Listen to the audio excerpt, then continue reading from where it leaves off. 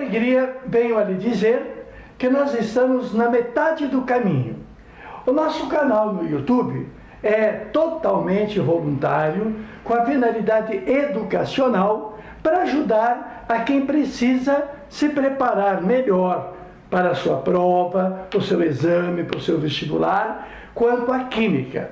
A minha intenção é colocar toda a química, geral, orgânica, físico-química, tudo detalhado, como eu fazia com os meus alunos nesses 51 anos que se passaram. Pois então, começo hoje. Química orgânica.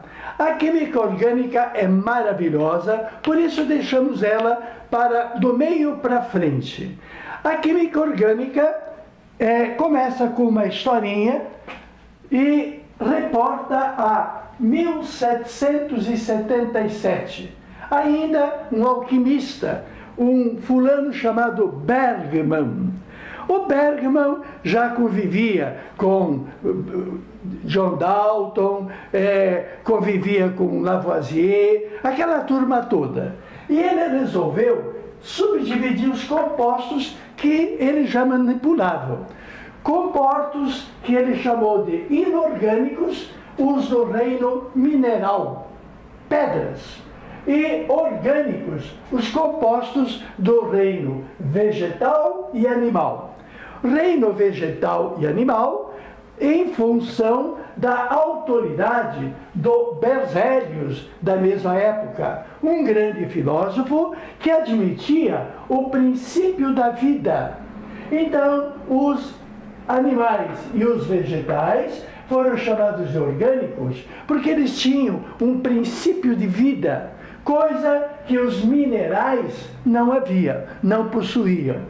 E Berzelius chegou a ponto de criar nessa época uma teoria, a teoria da força vital. Os seres vivos tinham uma força, a força da vida, que não havia nos minerais. Apenas um detalhe, a história está bem contada, está bem racional, até surgir um aluno do Berzelius. O nome dele era Wöhler, que, por sinal, teve aulas com o professor Berzelius. O que foi que fez o Wöhler? Essa data é interessante registrar, 1828. Nesta data, nesta ocasião, o Wöhler fez com que a teoria da força vital perdesse a força. Porque ele sintetizou a ureia. Ureia é uma substância orgânica. Afinal, a ureia ela é metabolizada no organismo vivo. É o excremento líquido de um animal. A ureia, claro, vem de ser vivo, é orgânica. Só que o Wöhler fez essa ureia não metabolicamente. Fez a ureia sintetizando em laboratório. Qual foi a proeza de Wöhler em 1828? Pegar um sal. O nome do sal é cianato de amônio. O cianato de amônio, aquecido, símbolo de aquecimento, transformava. Nada se cria, nada se perde. Há uma transformação, já dizia Lavoisier. Muito bem, então o carbono, o nitrogênio e o oxigênio, o nitrogênio e os 4 hidrogênios, no aquecimento do cianato de amônio, se redistribuem. Ao carbono estarão ligados os 2 nitrogênios. Um nitrogênio está aqui, outro está lá, então os nitrogênios ficam ligados dessa forma. O oxigênio ligado ao C e os 4 Hs, 2 para cada nitrogênio. Pois bem, essa substância, cianato de amônio, é um sal. E na interpretação da época, o que sal é? O sal é de origem mineral. O sal é um composto inorgânico, não tem vida. Agora, este sal transformar-se nesse composto, que mais tarde será chamado de carbodiamida. Este sal de natureza inorgânica transformar-se em ureia. Isto não pode. A ureia só pode vir de ser vivo. Como é que a ureia está vindo de um ser que não é vivo? Colocou-se então uma grande interrogação nesta época entre os alquimistas, entre os primeiros químicos, a época do início do desenvolvimento da química.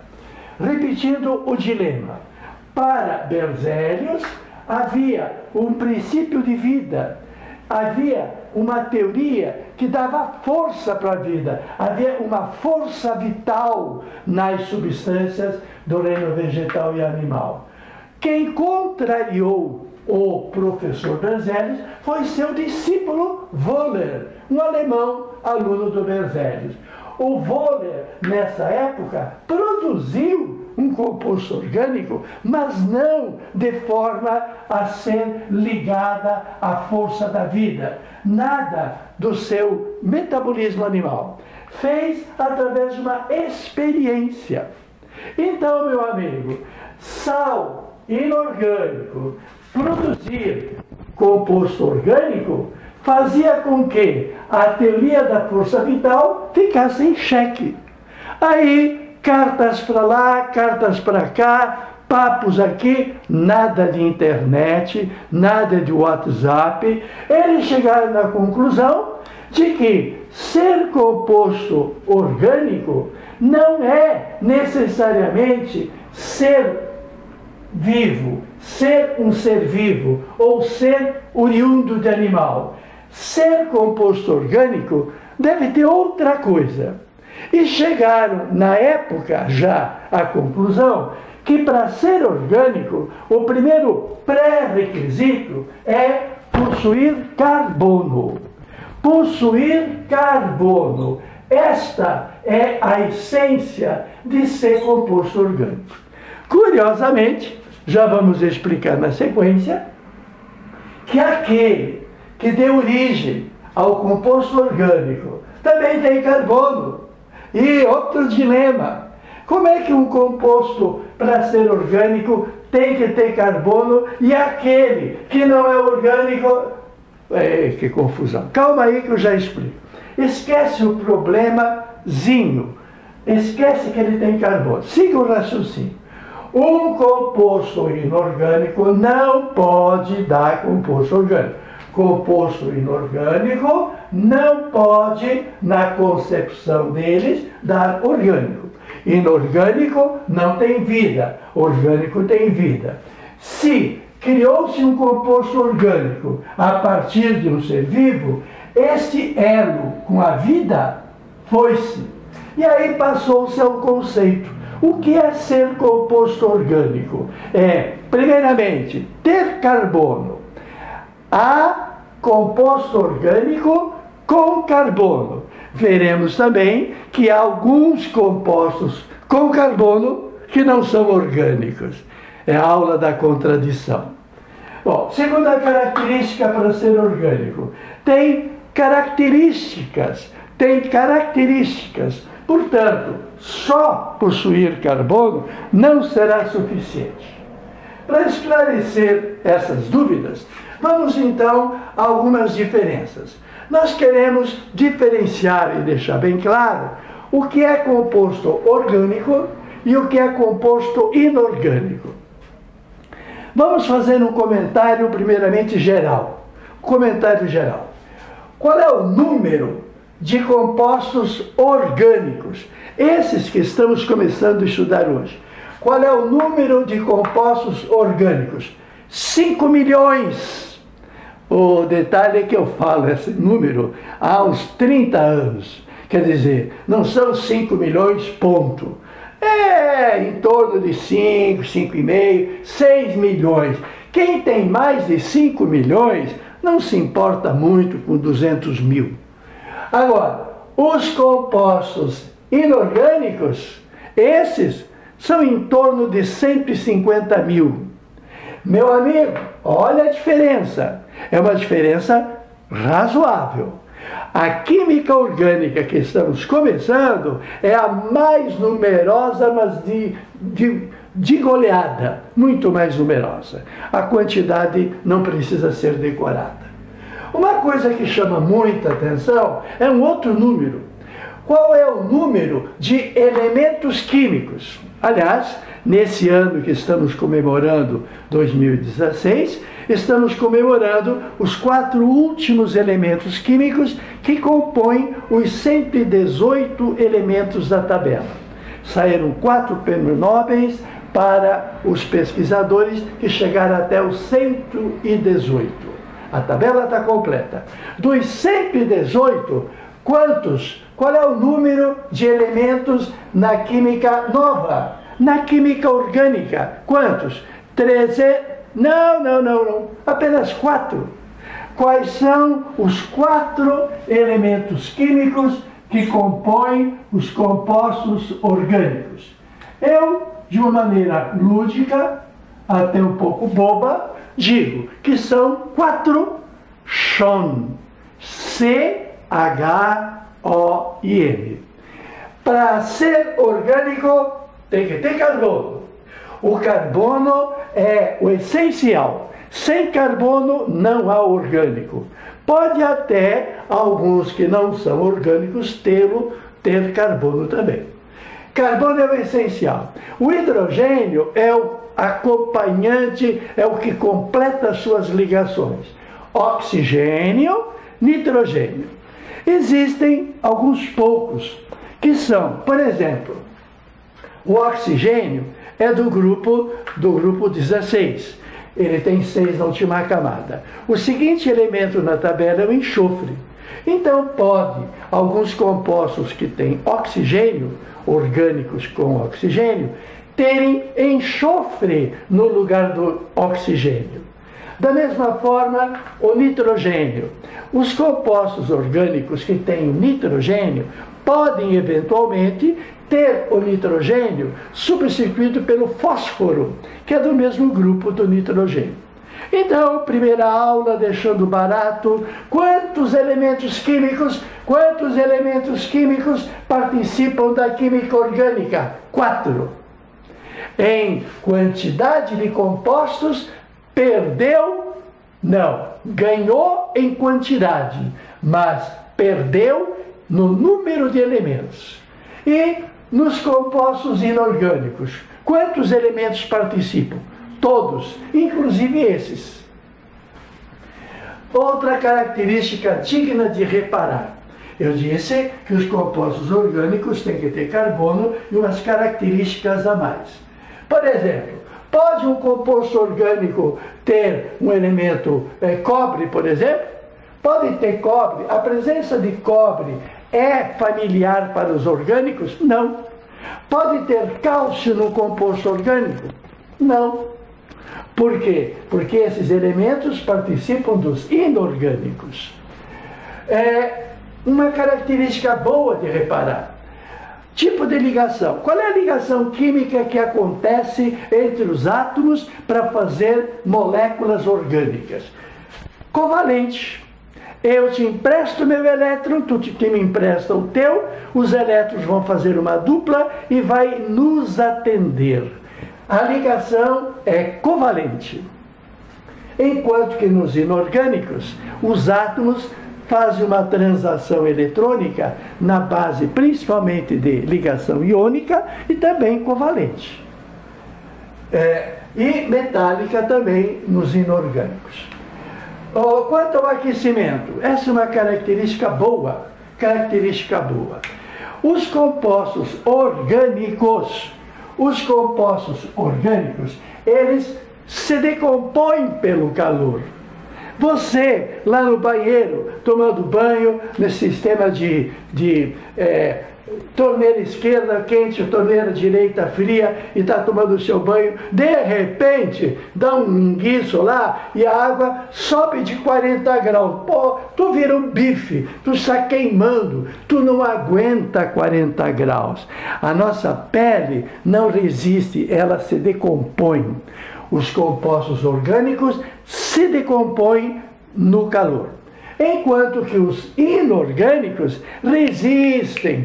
Eles chegam, o cloreto de sódio, por exemplo, chega a 1.300 graus para começar a derreter. Quanto mais para passar para o estado gasoso.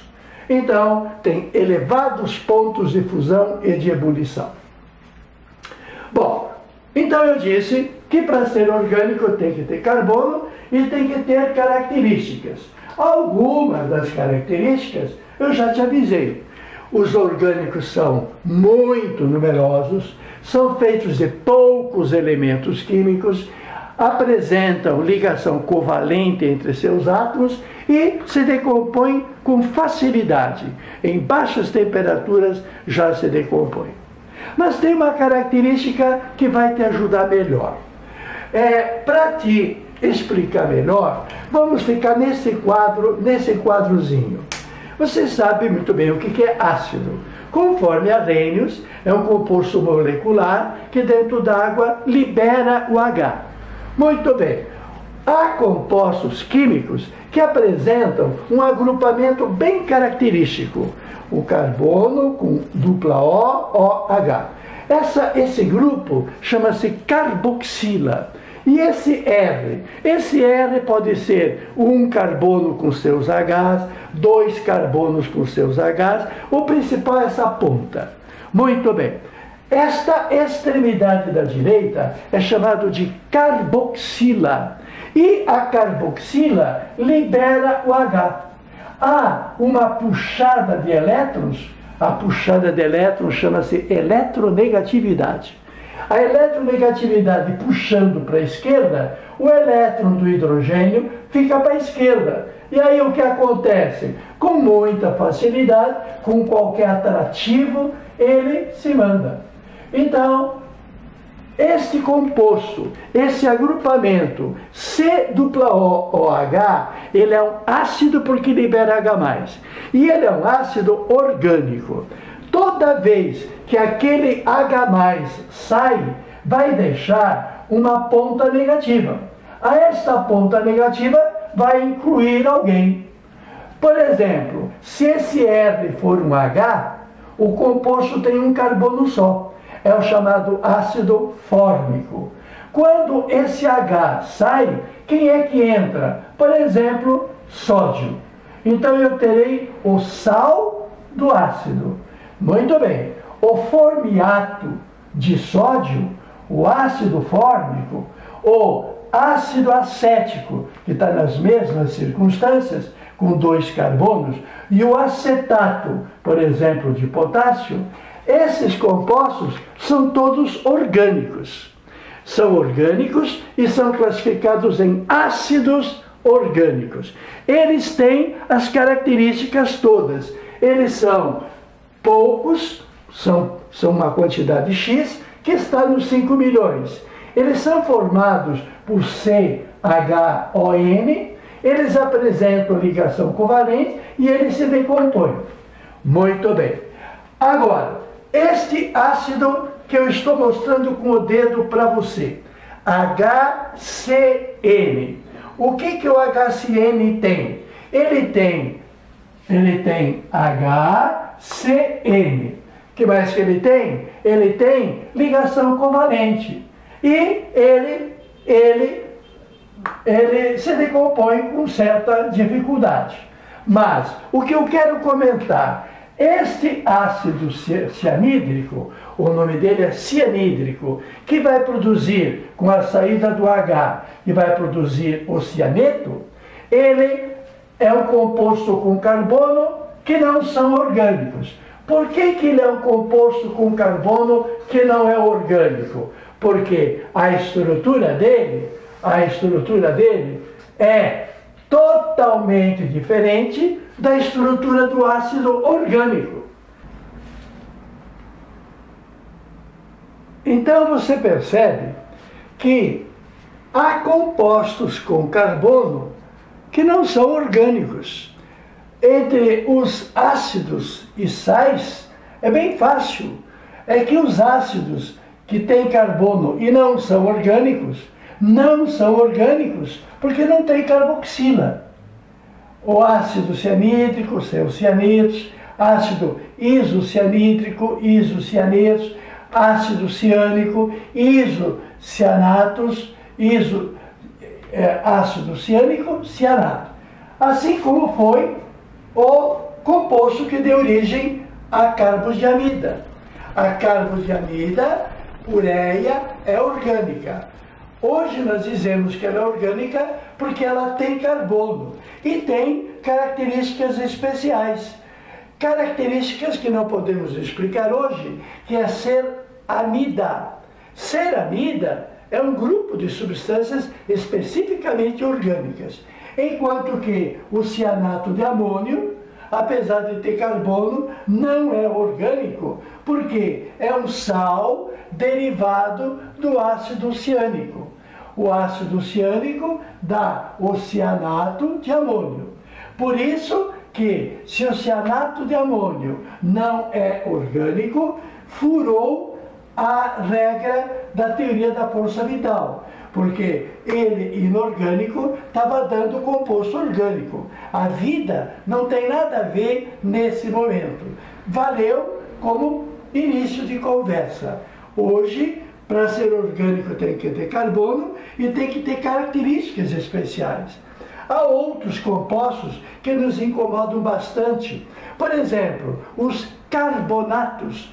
Carbonato de cálcio, CaCO3. Ele nos incomoda, primeiro, porque tem cálcio, que não é característica de orgânico. Segundo, carbonato de cálcio tem ligação iônica. E a característica dos compostos orgânicos é ter apenas ligação covalente. E o terceiro incômodo, por que o carbonato é um composto com carbono que não é orgânico? Porque ele vem do ácido carbônico. Vindo do ácido carbônico sem carboxila, não é ser orgânico. Moral da história, todos os compostos orgânicos têm que ter carbono.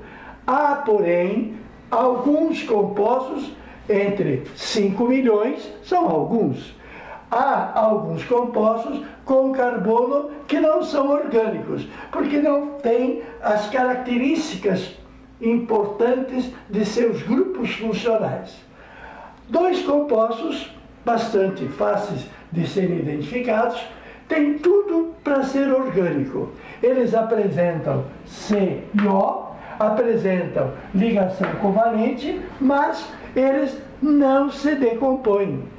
A temperatura de decomposição dessas substâncias é altíssima no caso do CO2. E o CO, ele não se decompõe. Não pode ser orgânico. Fugiu a característica. Bom, mas o mais importante é a conclusão. Química orgânica, aquela que antigamente estudava os compostos dos seres vivos, se quimicamente estudava os compostos dos seres vivos, atualmente, o que é a química orgânica? É a química dos compostos do carbono. Uma química imensa, só para ele, e que cresce, e cujas pesquisas vão nos surpreender. Afinal, o príncipe, o rei da orgânica é o carbono. E o que é que o carbono tem? O carbono é um elemento químico. Elemento químico é um conjunto de isótopos. Há quantos isótopos do carbono? Isótopos são os átomos que têm mesmo número atômico. Tem o isótopo 12, que é usado para a medida de massa atômica e massa molecular, é o carbono 12. Todos os números da tabela periódica são referentes ao carbono 12. Existe o carbono 13, muito raro, e existe o carbono 14. A relação do carbono 14 com o carbono 12 na forma de CO2 determina a idade de um fóssil, porque no fóssil o o C14, participa na forma de carbonato. E o carbono 14 vai decaindo. O decaimento do carbono 14 dá para determinar o tempo desse fóssil. Bom, então, características gerais. São 3 átomos, chamados isótopos, que contêm um elemento químico, lá na tabela periódica. O número atômico 6 vai nos dar o número atômico 6, não só para o isótopo, mas também para o elemento. E os números de massa, número de massa 12, 13 e 14, a média ponderada deles, quer dizer, o número do número de massa multiplicada pela sua ocorrência na natureza, dá a média 12,01, que nós chamamos de massa atômica, que na prática a gente arredonda para 12. Bom, o carbono com número atômico 6 vai nos indicar naturalmente a presença de 6 prótons e a presença de 6 elétrons. Os prótons estão, evidentemente, no núcleo. Eles estão amontoados aos nêutrons numa velocidade extraordinária. A resposta dessas partículas confinadas é o seu altíssimo movimento.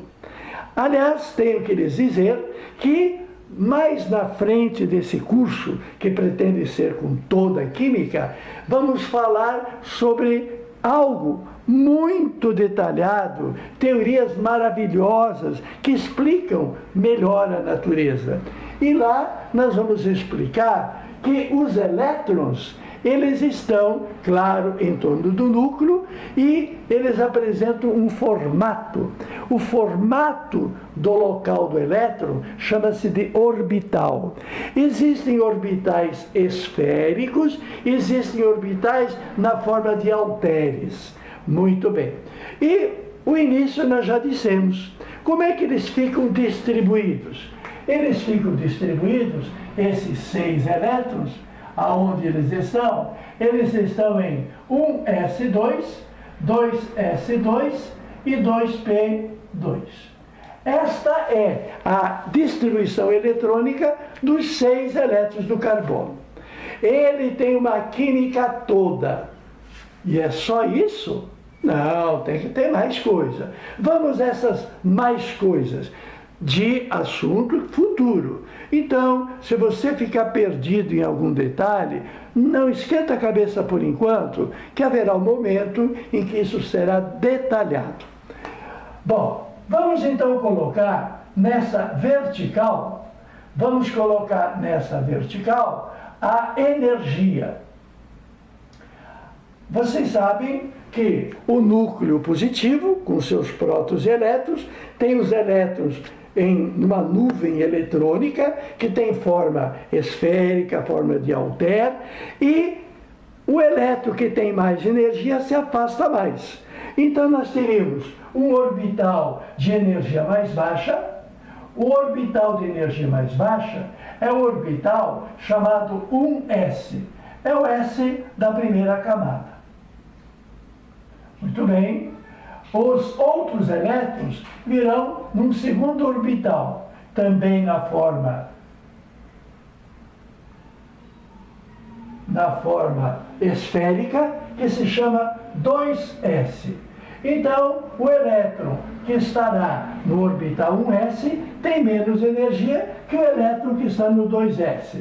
Depois do 2s, vem 3 orbitais que têm um outro formato de halter. E são 3.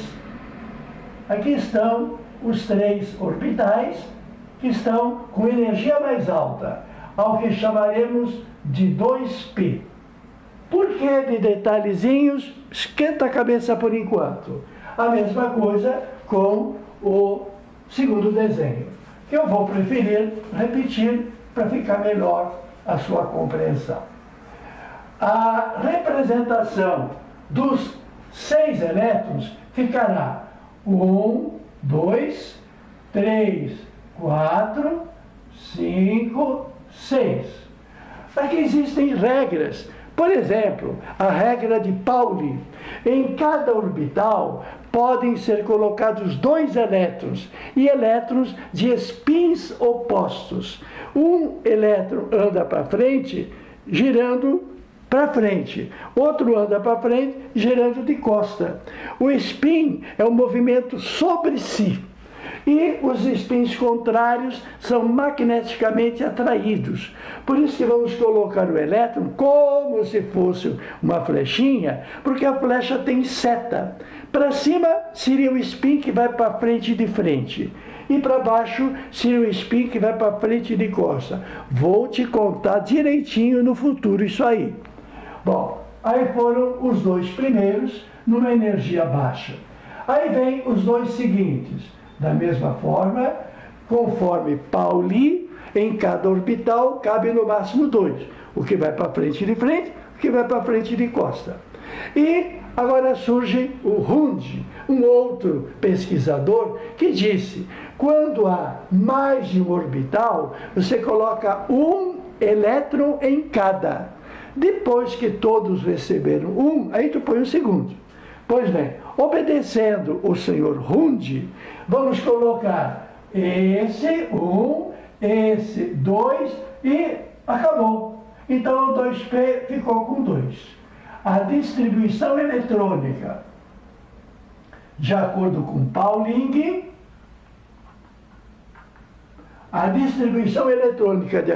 Pauling, está retratada desta forma. A única diferença é o ponto energético.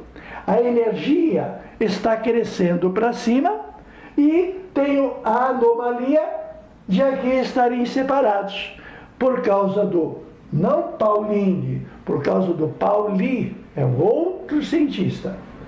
Bom, e aí então vamos constatar que essa seria a situação que eu chamaria normal.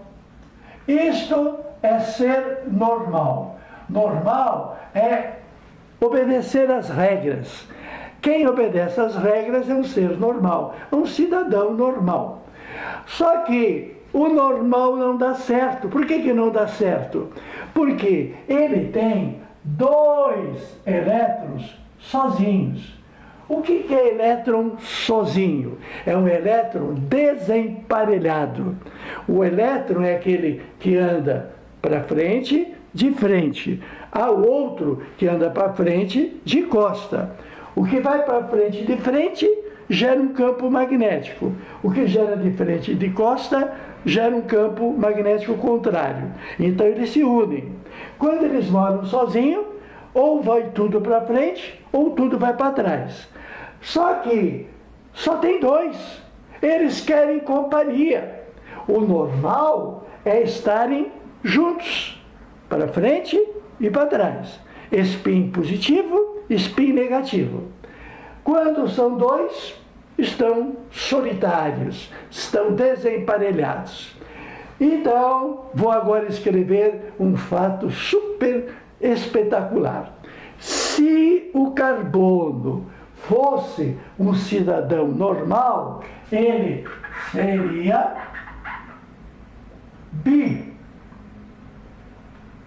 seria bivalente. O que é ser bivalente? É ele fazer 2 ligações.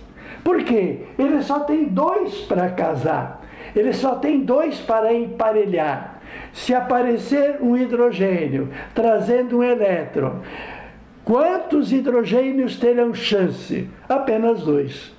Pois a aula seguinte, que você não vai perder, vai trazer a regra fundamental, o princípio da química orgânica. O carbono é tetra. E se ele fosse normal, ele seria bi, porque ele só faria 2 ligações. Então, o que é normal para todo mundo, não é para ele. E como é que ele se altera?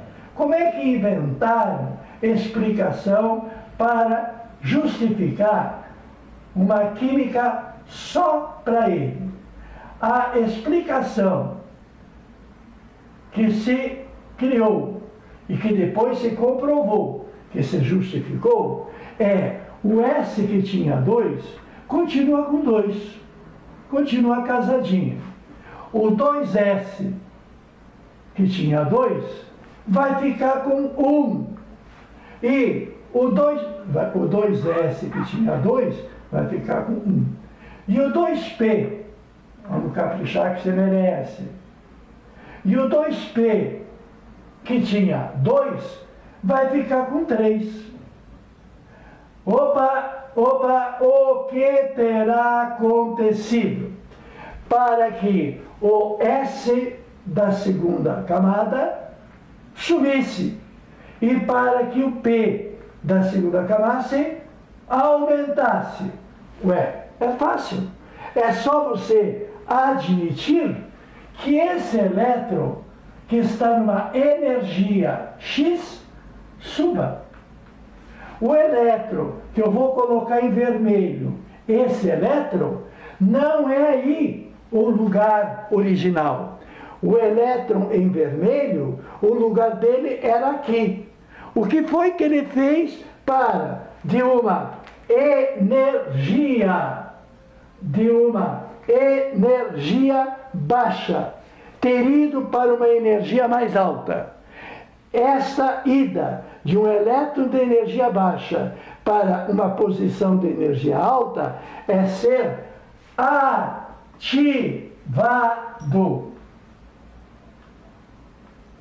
O que vem a ser uma situação ativada? Uma situação ativada é uma situação que recebeu uma energia extra. Por um motivo que não vem ao caso, por que ele fez isso? Ele não conversa com ninguém.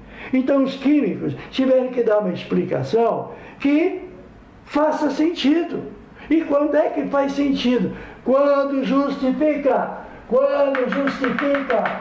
5 milhões de pessoas. Com essa explicação doida, estúpida, boba, valeu para justificar. Enquanto justifica, linda, maravilhosa, tu é ótima, porque explica. Por isso, essa teoria vai continuar, mesmo que você ache estranha. Normal, o carbono não será. Cai na prova de não sei aonde. Essa é a estrutura do carbono? Não! Ué, tu não gosta do Pauling? Não! Não é que eu não gosto do Pauling. Para o carbono, o Pauling dá errado. O carbono é especial. Muito bem. Se Pauling fosse correto, seria assim. Mas não pode ser. Porque se ele fosse assim, ele faria 2 ligações. E ele tem que fazer 4. Ah, agora ele pode fazer 4. Muito bem. Estamos corrigindo ou não estamos corrigindo? Estamos. E agora vem a parte que eu vou repetir na próxima aula, que é o nivelamento. O que vem a ser nivelamento?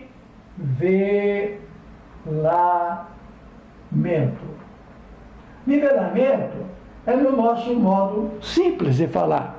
Qual é o modo sofisticado? É hibridização.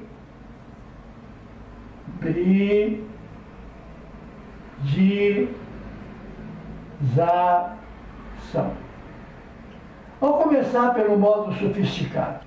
Pois a grandiosidade do carbono, que faz com que ele tenha uma química só para ele, está justamente no canto desse quadro, aonde nós estamos tentando provar que aquilo que servia para todos não serve para o carbono. A distribuição eletrônica de Pauling não lhe serve, porque colocaria os elétrons, um S2, 2S2, 2P2, numa situação de 2 elétrons desemparelhados, quando o princípio fundamental é ele fazer 4. Para aproximar a teoria da realidade, usou-se um artifício de admitirmos a possibilidade de um elétron do subnível 2s de energia mais baixa subir para o subnível 2p, deixando o subnível 2p com 3 elétrons, que compondo com o quarto do 2s, seriam 4 elétrons com possibilidades de fazer ligações. Esta situação em que o elétron se ativou chama-se carbono ativado, que é também uma etapa do processo. O processo completo, que confirma que o carbono tenha que fazer 4 ligações, senão não é composto orgânico, é provocar uma hibridização. Hibridização ou nivelamento. Híbrido é todo fruto resultante de 2 espécies diferentes: a ameixa, o pêssego e a nectarina. A nectarina é o híbrido da ameixa e do pêssego. Assim, nós podemos fazer um nivelamento em química, admitindo que o elétron do subnível 2s seja o pêssego e que os 3 elétrons do subnível 2p sejam as ameixas, nós poderemos criar 4 nectarinas. Aí a palavra nivelamento. Se o formato do pêssego, se o formato das ameixas tomarem um formato intermediário, se a energia, considerando no exemplo do pêssego, considerando a energia no exemplo das ameixas, se houvesse um nivelamento não só no formato, mas na energia, teríamos a subida do elétron do 2s para uma energia mais alta e uma descida da energia dos 3 elétrons do subnível 2p para um nível mais baixo. E esse nivelamento no formato e na energia poderia me dar 3 situações. Quais situações? Matematicamente, no nivelamento energético. Sobe esse e descem 3. Sobe esse e descem 3. Então, o S subiu de energia e os 3 P's diminuíram de energia, formando a situação híbrida, a situação nivelada. Segunda possibilidade é a subida do S e a descida de apenas 2 P's. A subida do S em vermelho, a descida dos 2 P's em azul e a permanência do orbital P em verde que não desceu. Então, repetindo, o nivelamento do único S com os 3 P's, dando 4. O nivelamento do único S e de 2 P's, permanecendo um P sem descer, sem nivelar-se. E matemática, a terceira chance. Matematicamente, a terceira chance. Subir a energia do S, seria indicado em vermelho, e descer não os 3 P's, não os 2 P's, mas descer apenas um P. O elétron do subnível S que subiu, o elétron do subnível P que desceu, se nivelaram. Sobe S, desce P. Mas os outros 2 P's que não se nivelaram estão escritos em verde na minha técnica. O que isso corresponderá? Corresponderá uma hibridização sp3, na qual os 4 elétrons estão desemparelhados. Os 4 elétrons poderão fazer as 4 ligações, mas como os 4 elétrons têm a mesma energia, vão fazer 4 ligações iguais, que chamaremos de sigma. Então, quando tu vê por aí um carbono que faça 4 ligações idênticas, Esse carbono será classificado como sp3. Eu sei da dificuldade de associar um carbono de 4 ligações simples com o nome estapafúrdio, sp3. Mas faz sentido. Esse carbono é um sp3 porque ele terá 4 elétrons com a mesma energia. Com a mesma energia, mesmo tipo de ligação. Um carbono que você vê por aí fazendo uma dupla ligação, a primeira ligação é sigma, a segunda será pi. Como é que ele faz uma ligação pi? Ele fará a ligação pi com um elétron que não participou do nivelamento. Quem participou do nivelamento? Participou do nivelamento o S que subiu e 2 P's que desceram. Esses 3 elétrons estão efetivamente nivelados. Esses 3 elétrons farão 3 ligações iguais. O 4º elétron, aquele que não participou do nivelamento, faz uma ligação diferente. A ligação diferente, chamada de π, é feito com um elétron que não participou do nivelamento. Serão elétrons sigmas os que participaram da ligação. Fazer 3 sigmas é ter 3 elétrons nivelados. Fazer uma π é ter um elétron não nivelado. Conclusão: o carbono que faz uma π é porque teve um orbital que não nivelou.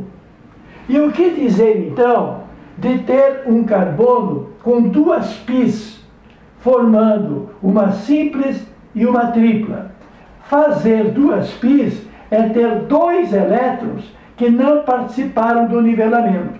2 elétrons que não participaram, porque apenas um participou. Subiu o S, desceu o P, e os 2 P's que não nivelaram, esses 2 elétrons não nivelados é que vão fazer as 2 π. Fazem 2 π's na forma de uma tripla ou fazem 2 π's na forma de 2 duplas. A conclusão na prática, que vai te deixar feliz pelas respostas certas, será uma decorebazinha. O carbono que tem 4 ligações iguais, chamadas sigmas, ele tem um palavrão, ele é o sp3. Por quê? Não precisa se mortificar, não precisa se preocupar. Ele, que faz 4 ligações iguais, é o sp3, porque ele conseguiu hibridar, nivelar 4. 1 mais 3. 1 mais 3 são 4 iguais. O carbono que faz uma dupla, ele é sp2. Esse P não entra na palavra. sp2, porque nivelou-se o S e nivelou-se 2 P's. Aquele P que não nivelou e que faz π, ele está fora do nome. Um carbono com dupla, ele é sp2, porque ele fez 3 ligações iguais, os 3 orbitais que se nivelaram. O carbono que faz a tripla, ou que faz 2 duplas, tem o palavrão sp. Por que sp? Porque dos 4 orbitais que havia, ele conseguiu nivelar o S e apenas um P. sp é quando faz 2 sigmas. Os outros 2 orbitais que não se nivelaram são os orbitais P's. Moral da história: carbono com 4 ligações sigmas é sp3. Carbono com 3 ligações sigmas e uma ligação π é sp2. Carbono com 2 ligações sigmas e 2 ligações π é sp. Ou, decorando de uma maneira mais simples, quando não faz dupla ou tripla, quando não faz a π, quando as 4 são iguais, é sp3. Quando faz uma π, é sp2. Quando faz uma π, é sp2. E quando faz duas π, é sp1. Então tem aqui um pequeno trocadilho. Quando não faz nenhuma π, que é aquela dupla especial, quando não faz nenhuma dupla, ou melhor, faz as 4 ligações sigmas, ele é sp3. sp3 é quando faz as 4 ligações iguais. sp2 é quando faz uma π, porque só conseguiu juntar 3 orbitais, 3 sigmas. Quando faz duas π, é sp, porque só conseguiu juntar o S e o P. Amanhã tem mais. Tote ao seu dispor.